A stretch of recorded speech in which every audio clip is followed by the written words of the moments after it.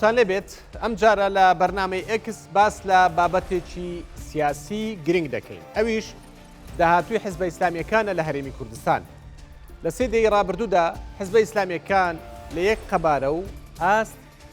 چالاکی سیاسیان کردووە. لەگەڵەوەی ئیسلامیە سیاسیەکان یەک دیدگا و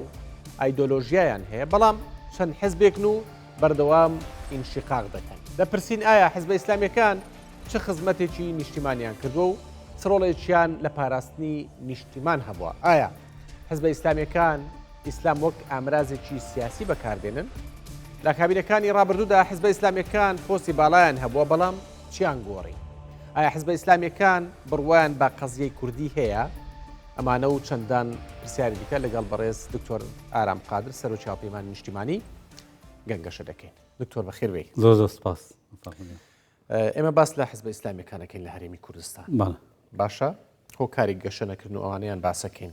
سەرەتا بابزانین استراتیژێتی ئەم حزبانە چییە لە هەرێمی کوردستانە؟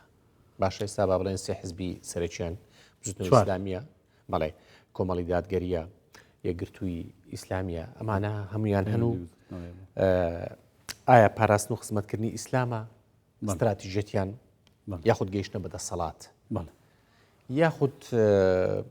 پاراستنی نیشتیمان و داکۆچیکردنە لە قەزیە نیشتیمانی کامیانە؟ بەڵێ بەناوی خۆی بەخشندە و میهرەبان. طبعا سەرەتا من حەزەکەم یەکشت جیا بکەینەوە کە ئێمە باز لە خوێندنەوە و ڕەخنەگرتن و هەڵسەنگانی ئیسلامیەکانەکەین. ئەوە بە معنای ئەوە نییە کە ئێمە باز لە ڕەخنەگرتن لە خودی دینەکەین، چونکە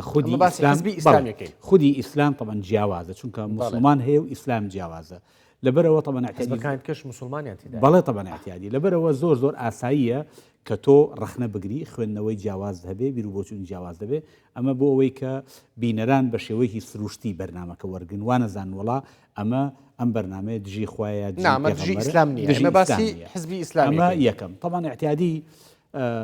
سەبارەت بەوەی کە باست کرد هەر لە یەکەم جارەوە بۆەوەی کە ینی ئێمە نەکەوینە غەڵەتەوە. طبعا اعتیادی دروستبوونی حیزبە ئیسلامیەکان بەڕاستی کاردانەوەیەک بوو لە کوردستانە بە تایبەتی من ئەڵێم، چونکە من خۆمێکێکم لە دامەزرێنەرەکانی ڕوتی ئیسلامی لە کوردستانە کاردانەوەیەک بوو بەرامبەر بە حیزبە نەتەوەیەکان، حیزبە چەپەکان، ینی لە ساڵەکانی هەشتا بە تایبەتی هەفتاونۆ لەو کاتا کە مەسەن حیزبی نەتەوەی هەبوو، حیزبی چەپ هەبوو، حیزبی لیبراڵ هەبوو، حیزبی سۆشیال دیموکرات هەبوو. لەبەرەوە ئیسلامیەکانیش خۆیان لە بۆشاییە کابینیەوە ناچار هەڵسان بە دروستکردنی حیزبی ئیسلامی. ئەوە طبعا اعتیادی خۆی هەرچەندە لەوانەیە بۆ ئەو کاتە ئێمە ئەڵین بیرکردنەوەکە غەڵەتێک نەبوو، بەڵام اعتیادی ئەگەر بێت و ئێستا بە خوێندنەوەیەکی دروست ئێمە ئەڵین ئەوە هەڵەیەک بوو لەو کاتە کە ناوی حیزبی ئیسلامیان لێناوە. بیرکردنەوەی ئێستاتان هەڵە بوو بۆ کات؟ بەڵێ اعتیادی من ئێستا من خۆم کە یەکێکم لە دامەزرێنانی حیزبی ئیسلامی ئەڵێم خۆزگە ئەومان نەکردایە حیزبێکمان دروست کردایە لەسەر ئەساسی پیشە. بۆچی؟ لەبەرەوەی طبعا اعتیادی دین بۆ هەموو خەڵکیە، دین زۆر فراوانە، بەڵام حیزب بۆ گروپێکە، بۆ تاقمێکە، بۆینێکە. ئەمەی لەلایەکەوە لەلایەکەوە کاتێک کە تۆ حزبێکی ئیسلامی دروستەکەی ناوێنی حزبی ئیسلامی یعنی ئاماژەیەکە بەوەی کە غەیری ئەو حزبە کەواتە ئەمە ئیسلامی نییە، کەواتە مەسەرەن ئەمە یا دژی ئیسلامە یا مەسەرەن بە ناوێکی ترۆ ناوێنی. لەبەرەوە طبعا اعتیادی ئەمە دروستکردنی حزبە لەسەر ئەساسی ئایدۆلۆژی، کە حزبیش لەسەر ئەساسی ئایدۆلۆژی دروست بوو، تەفرەقە پارچەبوونی ملت و پەردبوونی ملت دروستەکە. لەبەرەوە طبعا اعتیادی من ئەڵێم هەر لەو کاتەوە خۆزگە حزبێکمان دروستە کرد بە ناوێکی نیشتیمانیەوە یا بە ناوی ژینگەوە یا بە ناوێکی مەدەنیەوە، بەڵام کاری بانگەواز و پەروەردە و ڕۆشنبیری لە چوارچێوەی ڕێکخراوێکی کۆمەلگای مەدەنی، لە چوارچێوەی سەنتەرێک، لە چوارچێوەیەکی ترا دروست بووە. ئەمانە هاتوون خزمەتی ئیسلامەکان بەگشتی یاخود ئامانجی دیکەیان هەیە؟ طبعا اعتیادی کاک بەنسبەتی مەسەرەی هەموو حیزبێکی سیاسی کەیەت ئامانجی دەسەڵاتە بۆی بگاتە دەسەڵات، بۆ ئەوەی گۆڕانکاری لە دەسەڵاتە بکە. بەڵێن ئەم حیزبە ئیسلامیانە لەلایەکەوە طبعا کاری بانگەواز و پەروەردەکردن و ڕۆشنبیری ئیسلامیەکەن، بەڵام لایەکیشەوە ئامانجیان دەسەڵاتەوە بگەن دەسەڵات. ئەمەش طبعا تاوان نییە بۆ چونکە هەموو حزبێکی سیاسی مثلا حزبی نەتەوەی حزبی چەپ حزبی مثلا ڕازڕە و حزبی لیبرال هەمووی بێگومان ئاستی ینی ئێوێ بگا بەدەسەڵات بەڵام لێرە بابایەک پرسیار بکەم دکتۆر ئەمانە دین بەکاردێنن یان بەڵێ طبعا لێرە غەڵەتەکە لێرایە خۆی غەڵەتەکە هەڵەکە لەوایە خۆی دەبوایە دەبەن ئەم حزبە ئیسلامیانە ئێمە یەکەم جار مەسەن ناومان کەواتە تۆ ئەڵێ حزبە ئیسلامیەکان دینی ئیسلام بەکاردێنن بۆی بگەن بەدەسەڵات من بە نوعیشکە طبعا احتیادی باستیکەم من ئەڵێم دەبوایە هەر لە یەکەم جارە ناومان نایە حزبی ئیسلامی ناوێکی مەدەنی یا ناوێکی سیاسیمان بنایە و ئینجا دوایەوە ئێسش طبعا احتیادی دەبێ کاروباری بانگەواز و پەروەردە و ڕۆشنبیری جودا بکرێتەوە لە کاروباری سیاسی بۆ نمونە ئەوانەی کە بەهرەمەندن لە کاری سیاسیە بابێن حزبێکی مەدەنی دامەزرێن بابێن حزبێکی نیشتیمانی دامەزرێن با حزبێک لەسەر ئەساسی ژینگە بەڵام کاروباری بانگەواز و پەروەردە طبعا ئەبێ بدرێ بەو کەسانەی کە بەهرەمەندن لەو بوارە بۆچی چونکە کاروباری بانگەواز بۆ هەموو خەڵکیە بەڵام ئەم حزبە تاوان بۆ گروپێکی تایبەت حزبە ئیسلامیەکان لە هەرێمی کوردستان بانگەواز و سیاسەتیان تێکەڵ کردووە بەڵێ تێکەڵیان کردووە هەموو حزبە سیاسیەکان هەموو حزبە سیاسەکان کاروباری بانگەوازی شەکەن و کاروباری سیاسی شەکەن کە ئەمە هەڵەیەکی ئستراتیجیە کە نابێ بکرێ ئەگەر ئێستش جیای نەکەنەوە بانگەوازیە بۆ بەرژۆندی سیاسی بەکارهێنن طبعا احتیادی بنسبەتی مەسلەی حزبی سیاسی ئیسلامی کە طبعا احتیادی حزبایەتی ئەکا طبعا پشت بەسێ بەو کەسانەی کە بانگی هەنەکا بۆ ئیسلام بانگی پەروەردەیان ئەکا لەسەر پەروەردەیەکی ئیسلامی بەڵام طبعا احتیادی تەنها ئەو کەسانەش دەنگیانایەتی ئێستا بۆچی مثلا حزبە سیاسی ئیسلامیەکان دەنگەکانیان ڕێژەیە یا دوو کورسی زیایەکە یا دوو کورسی کەمەکە لەوە زیاتر نییە بۆچی لەبەرەوەی کە طبعا احتیادی بانگەواز و سیاسەتیان تێکەڵاو کردووە یعنی ئەم حزبە نەبووەتە حزبێکی جەماوەری بۆ هەموو خەڵک ئەم حزبە نەبووە بەوەی کە هەموو غەمی هەموو جەماوەری کوردستان هەڵگرێ ئەم حزبە نەبووە بەوەی کە احتیادی نوێنەراتی هەموو خەڵکی کوردستان کاتەچیان کردووە تەنها نوێنەراتی گروپێکی دیاریکراویان کردووە کە گروپەکە کێ ئیسلامیەکانن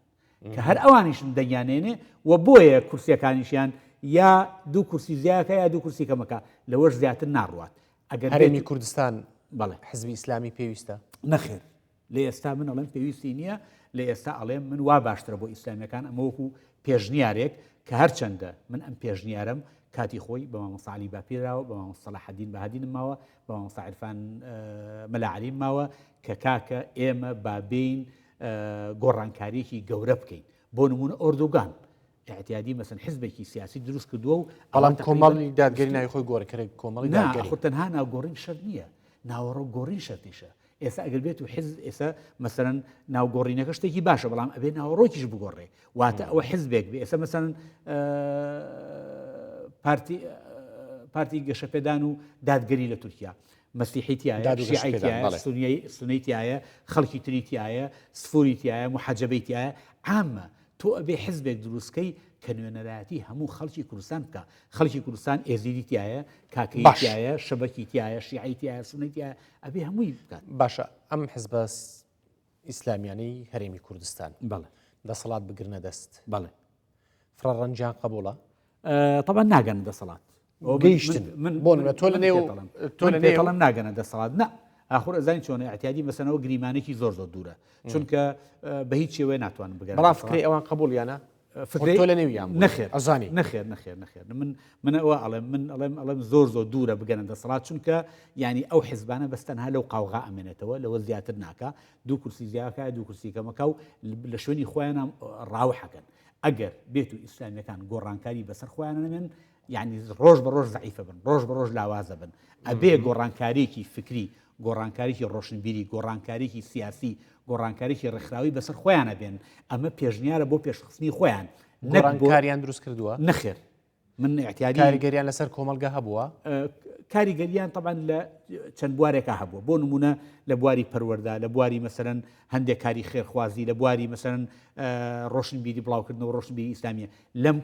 لەم بوارانە کاریگەریان هەبووە بەڵام لە ئاراستی بەڵام ئەمە چالاکی سیاسی نییە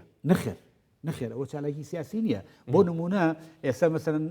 ئەم حیزبە ئیسلامیان هەندێک ڕێکخراوی خێرخوازیان هەیە طبعا تۆ ڕێکخراوی خێرخوازیەکەیت طبعا احتیاجی خەڵک پرۆژەی سیاسی لە تۆ ئەوێ خەڵک پرۆژەی دەوڵەتداری لە تۆ ئەوێ، خەڵک پرۆژەی گۆڕانکایی لە تۆ ئەوێ، خەڵک ئەوێ بزانە چۆن ئەم میلەتە ئەگۆڕی. بەڵام ئەمە لە خزمەتی سیاست بەکارهێنرێت. طبعا اعتیادی زیاتر ئەو خەڵکەی کە طبعا اعتیادی دەنگەیە بەوان تەنها ئەو ڕێژە مەحدودەیە کە وەکو وتم لە ڕێگەی بانگەوازەوە لە ڕێگەی کاری خێرخوازیەوە کۆیانەکەنەوە ئەگینا تەسیریان نییە لەسەر ڕێژەیەکی زۆری کۆمەڵگا. وەکو پێم ینی ئاماژەم پێکرد سەیری ڕێژەی دەنگدانەکان بکە لە هەموو کاتێکا لە سا 5 لە سا 4 لە سا 6 لە سا 7 لەوە زیاتر تێپەڕ ناکە کە ئەمەش ینی ڕێژەی زۆر زارن غەدرمان لێکرێ. طبعا اعتیادی خۆی غەدر تەنها لە ئیسلامیەکان ناکرێ، غەدر لە حزبە سیاسیەکانی کەژەکرێ. ئەگەر بڵێ باسی هەڵبژاردن کەی تەزویر و ساختەکاریوانە تەنها لە ئیسلامیەکان ناکرێت لە حزبەکانی کەشەکرێ. یعنی اعتیادی مەسەرەن ئەگەر بێت و کەواتەمە بۆ هەمویان دروستە. چۆن ینی مەبەست لەوێ ئەگەر ئەوان باسی خۆیان کەن دەنجی ئێمە وایە بۆ خەڵکیش بۆ خەڵکیش دروستە اعتیادی خەڵکیش دەنگی ئەدزێ خەڵکیش بەسەر اعتیادی تەزویری لێ ئەگرێ. باش بەڵێ زۆر باشە. باست لە پرۆژەی نیشتیمانی و ئەمانە کرد. بەڵێ حزبە ئیسلامیەکان لە هەرێمی کوردستان تا چەند لە خەمی قەزیی کوردی؟ بەڵێ طبعا حزبە سیاسیەکە حزبە ئیسلامیەکان طبعا اعتیادی بڕوایان پێ هەیە یان نا؟ بەڵێ بڕوایان پێ هەیە بڕوایان پێ هەیە و بەرگریشەکەن بەڵام ناتوانن بە تەواوەتی خزمەتی قەزەی کوردی بکەن. طبعا لەبەر ئەوەی چی لەبەرەوەی لە چوارچێوەیەکی ئایدۆلۆژیا کە نەتوان خزمەت بکەن چۆن بڕوایان پێ هەیە؟ بڕوایان پێ هەیە ئەیانەوێ بیکەن بەڵام ناتوان، چونکە من ئێستا جاری وایە باوەڕم بە شتێک هەیە بەڵام کە نەتوانم بیکەم چی لێ بکەم. تۆ باوەڕت بە شتێک هەیە بەڵام مەسەن ئیمکاناتی دارایی ئیمکاناتی سیاسی مەسەن ئیمکاناتێک ناتوانانی ئەوە بکەی لەبەرەوە ئەی هەڵوێست ئەی هەڵوێست طبعا احتیاجی ئەگەر تۆ نەتوانی مەسەن بیکەی بە هەڵوێست چی توانی بکەیت؟ باشە با من نمونەیەک بهێنمەوە. ئەوەندەی حزبە ئیسلامیەکان بەدەنجێکی زوڵاڵ و ڕوون و ڕەوان و کوردێکی جوان دەڵێن ئامادەین بۆ دەوڵەتی فەڵەستینی پشتگیری لێکەین. بەڵێ باشە پشتگیری لێکن بە عەلەنیش دەڵێن. بەڵێ بەڵێ بەڵام ئایا بەو دەنگە زوڵاڵە بەو پشتگیریە و بەو پشت ئەستوریە پشتگیری لە دەوڵەتی کوردیەکان؟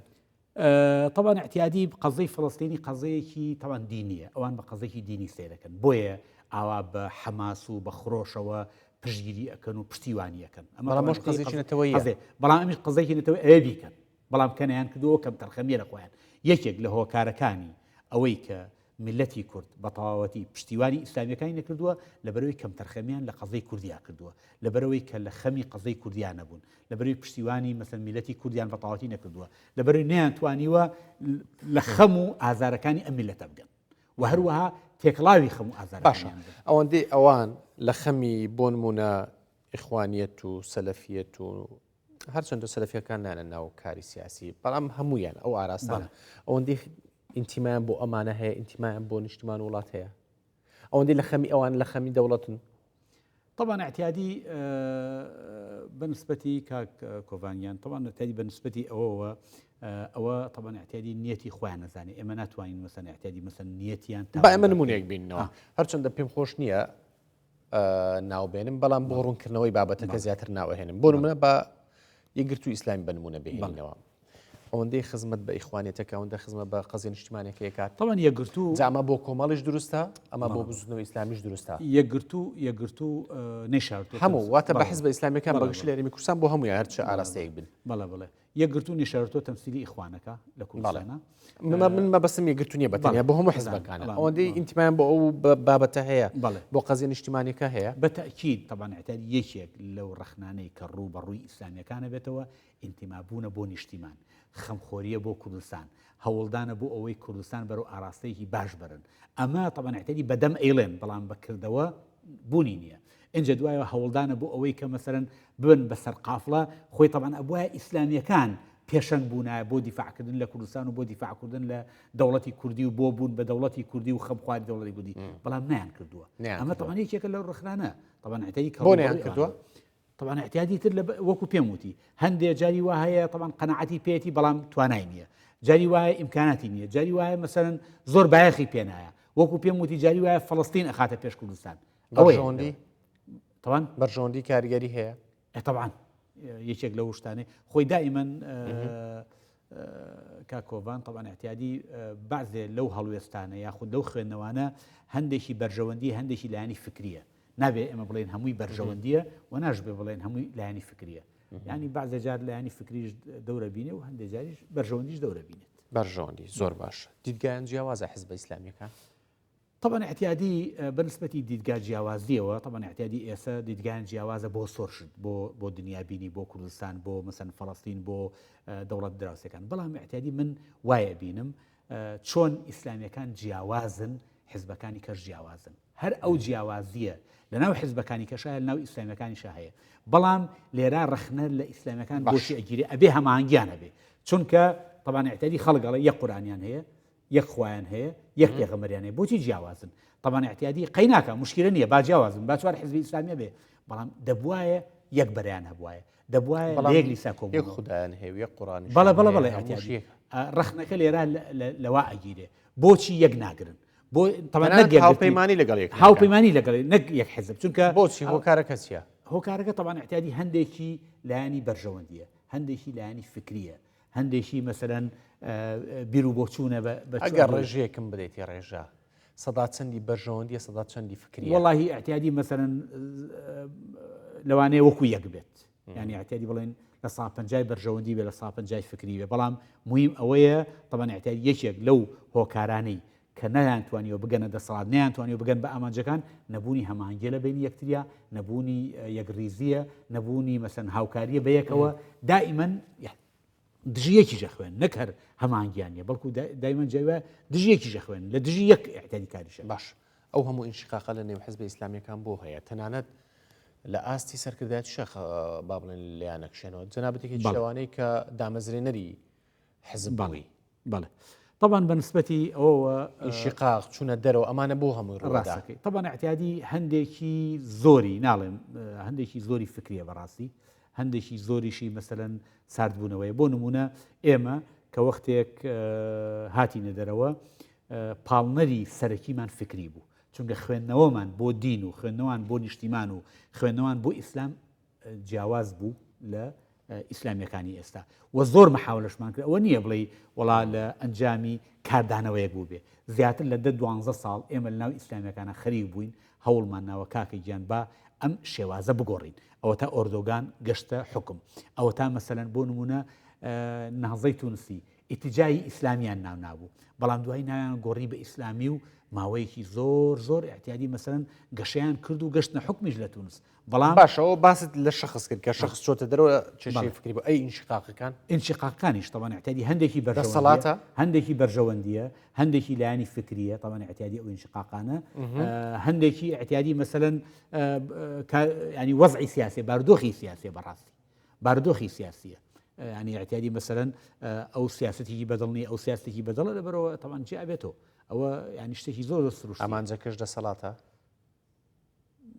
بازێکی بەڵێ باش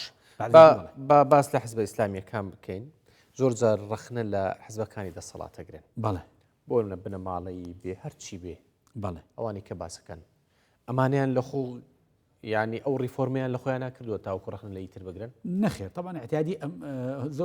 زۆر شتێکی نۆرماڵە کە ڕەخنە ئەگیرێ نەگی ئیسلامیەکان ئێستا سۆشیال دیموکراتەکان من کە ڕەخنە لە بەڕێستان بگرم ئەو ڕەخنەی لە منە نەبێت طبعا ڕەخنە لە بەڕێستان بگرم وانە اعتیادی بەڵام ئەو لە حیزبە ئیسلامیەکانە ڕووی داوە بەڵێ ڕوویاوە مەسەلەن بۆ نمونە ڕەخنە لەوە لە بنەماڵەی ئەگرێ بەڵام ئیسلامیەکان خۆیان عینەن شتەکەن بەڵام عینەن حیزبی سۆشیال دیموکرات حیزبی چەپ حیزبی زۆربەی هەروای لاتوە خەریکە هەموو حیزبە کوردستانەکانە بن بە بنەماڵەی بەڕاستی یەکێک لەوانش حیزبە ئیسلامیەکانە بەدەر نەبوونە بەدەر نەبوون لەو وەزعانە خێر ئەوەی کە دەسەڵات پێی نەکراوە بیکات لە هەرێمی کوردستانە ئەمان نەتوانن بیکەن نەخێر ناتوانن من ناڵم ناگەرن دەسەڵات تا بتوان بیکەن ینی اعتیادی ئەوە ینی خەو خەیاڵە کە بڵێ وڵا ئەگەنە دەسەڵات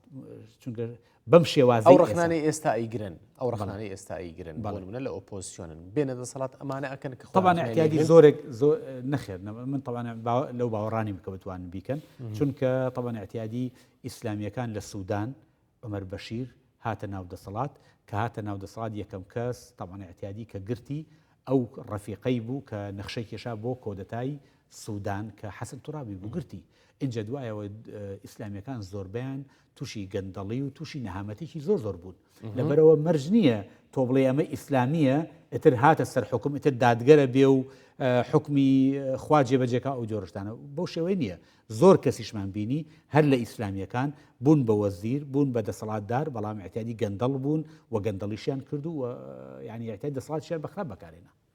حزب ئیسلامیەکان گەندەڵ بەڵێ نه شخصەکان ئەڵێم مەسەن وەزیرێکە پەرلەمانتارێکە خەڵکێک کە اعتیادی مەسەن بەڵام نوێنەری ئەو حزبەیە بەڵام نوێنەری ئەو حزبەیە عینەشت وەکو حزب ئەلمانیەکانی تر وەکو حزب سۆسیال دیموکراتان وەکو حزب چەپەکان ئەویش گەندەڵی کردو بەڵێ گەندەڵی کردو بەڵام هەرشیانە دەستپاک بووە بەڵام دەگمەنەوە دەستپاکەکە دەگمەنە بەڵێ ئەی ئیسلام طبعا ئیسلام وەکو پێم وتی جیاوازە ئەوان خۆشمان گوتمان ئیسلام بەکارهێنن ئیسلام جیاوازە وەکو وتم ئێمە کە باسی ئیسلامیەکانەکەین باسی بەڵام ئەوان بانگەشەکەن بانگوازیشیان هەیە بەڵێ بانخوازیان هەیە و بانگەشە ئەکەن بۆ ئیسلام بەڵام اعتیادی ئەبێ ئێمە ئەوە بسەلمێین ئەمانە طبعا اعتیادی نە نوێنەری خوای گەورن نە حاکمن طبعا اعتیادی بەناوی خوا قسە بکەن نە خەزنەداری جەهەنەم و بەهەشتن هەتا اعتیادی ئەوان حکم بن بەسەر خەڵکە ئەوە کافرە و مسلمانە و مرتدە چونکە اعتیادی من یەکێکم لەو کەسانەی کە لەناو کۆمەڵی ئیسلامی کە هاتمە دەرەوە و هاوپەیمانیمان پێگەێنا مامۆساکرەکار بە ئاشکرا فتوایی کافربوونی منی دەرکرد و فتوای کافربوونی کۆمەڵێ لە هاوڕەکانی دەرکرد بەڵام کە دکتۆر بەرهەمیش مەسەن اعتیادی دەرچوو لە هاوپەیمانی من بووم بەسەرۆکی هاوپەیمانی طبعا اعتیادی هەر عینەن فتوا هەر بەسەرما اعتیادی مەسەرەن ئەسە پێرێت لەبەرەوە علاقەی بە هینەوە نییە زۆر جار ینی خلافاتی فکری خلافاتی شخصیش حتا و ئاکات کە فتوای ناحەق و ناجۆر و ناڕێک بدرێت بەڕاستی ئێستا تویان بە کافر لە قەڵەمداوە بەڵێ بە ڤیددیو هەیە اعتیادی لەناو یوتیوب هەیە کە کافرم و مرتدم و اعتیادی من و کۆمەڵێک هاوڕێم لە ناو هاوپەیمانیە باش تۆ بەس لای ئەو کەسێک کە ڤیددیۆ کردووە کافریان لای ئەوانی تریش لای زۆریان لای حزب ئیسلامیەکان لای بەعزێکیان ناڵێم لای هەمویان لای هەمویان بەڵێ لە کۆمەڵ چوویتە دەرەوە من لە کۆمەڵ ڕۆشتومە دەرەوە لە حزبێکی سیاسی چوومە دەرەوە لە ئیسلام نەچوومە دەرەوە دەزانم کۆمەڵی دادگەری ناڵێم ئەوان ئیسلامی و نازانم چۆن ئەڵم کۆمەڵ دادگەری تویان پێ کافرە هەندێکیان بڵێ تویان پێ کافرە بەڵێ هەندێکیان باش بەڵێ پێشتر هەندێک لە حزب ئیسلامیەکان تەنانەت پەرلەمانیان پێ چوونە پەرلەمانیان پێ کافر بوون کوفرە بەڵام شەڕی کورسی ئەکەن ئێستا بۆ پەرلەمان ئەوە چی بوو بەرژەوەندی بوو یان دروست فکری ئەو کاتیشیان دروست بووە نا طبعا اعتیادی ئەوە من بە تەطەوری فکری تێگەم يعني اعتیادی شتێکی نۆرماڵە شتێکی نۆرماڵە اعتیادی ئەمڕۆ فتوایەگەن بەیانی فتوایکێن بۆچی چونکە لە ئەنجامی گۆڕانکاری فکری و خوێندنەوەیکی زیاتر ئەگاتە ئەو فتوایە و اعتیادیە يعني اعتیادی ئەمڕۆ مثلا ئیمامی شافعی لە بەغا فتوایکیەوە ڕۆشتەوە مصر فتوایکیەوە يعني عکسی فتواکەی بەغا لەبەرەوە اعتیادی ئەوە نۆرماڵە ئێستا مەسەرەن زۆرێک لە ئیسلامیەکان باوەڕیان وا بێ حزبی ئیسلامی هەبێ من خۆم یەکێکم لەوانە کە زۆر بە گەرم و گوڕی دیفاعم لە حزبی ئیسلامی کردووە بەڵام لەگەڵیشی ئێستا بەڵام ئێستا لەگەڵیان خۆزگە نەمان کردبا بەڵێ ئاسارم خۆزگە نەمان کردای ئێستا زۆرێک لە ناو حزبە ئیسلامیەکان ژاهن خەڵک عینەن فکری منی هەیە بەڵام اعتیادی ناتوانێت ئەو قسە بکات بۆ ناتوانێت طبعا اعتیادی لەبەر کۆمەڵێ مثلا پاڵنەر ئتر ئایا پاڵنەری سیاسی زۆرن لە حزب ئیسلامی بەڵێ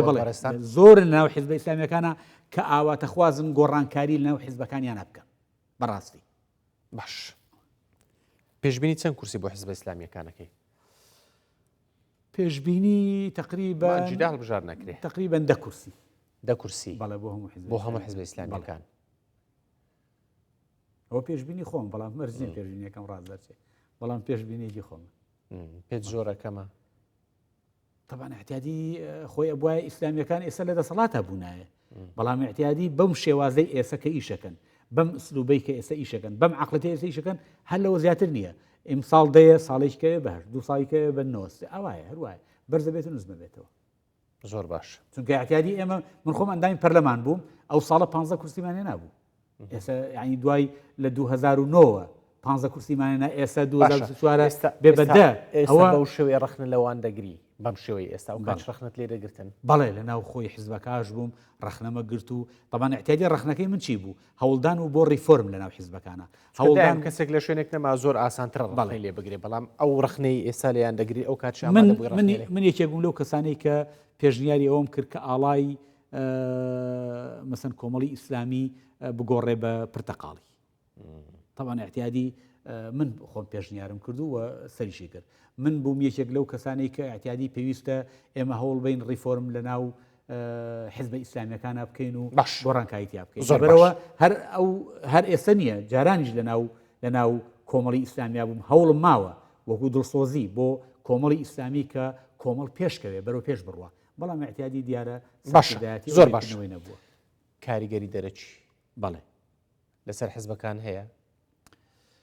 کاریگەری دەرەکی طبعا احتیادی نەکرد لەسەر حزب ئیسلامیەکانی ئێرە لەسەر حزبەکانی دەرۆش هەیە احتیادی بۆ نمونە ئێستا وەکو وتم نازەی تونسی هاتنە سەر حکم دەسەڵاتیشیان پیان با باسی خۆمان بکەین با بڵێن کۆمەڵ و کۆمەڵی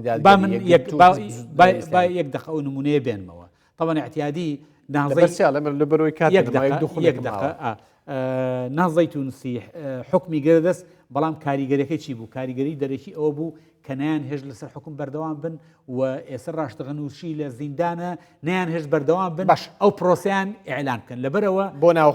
بۆ ناو خۆشمان احتیادی زۆر طبیعیە کە کاریگەری دەرەکی هەبێ سلبیش و ئیجابیش زۆر باش چەند کورسیە هێنن وەکو هاوپەیمانی حزبەکەی خۆت وەکو تقریبا ئێمە احتیادی بەتەمای 4 بۆ 5 کورسی 4 بۆ 5 کورسی سپاس بۆ بەڕێز دکتۆر ئارام قادر سەرۆکی هاوپەیمانی نیشتیمانی کە لەگەڵمان بووی زۆر سپاس بۆ ئێوەش کە لەگەڵمان بوون تا بەرنامەیەکی تر هەر لە خۆشی دابن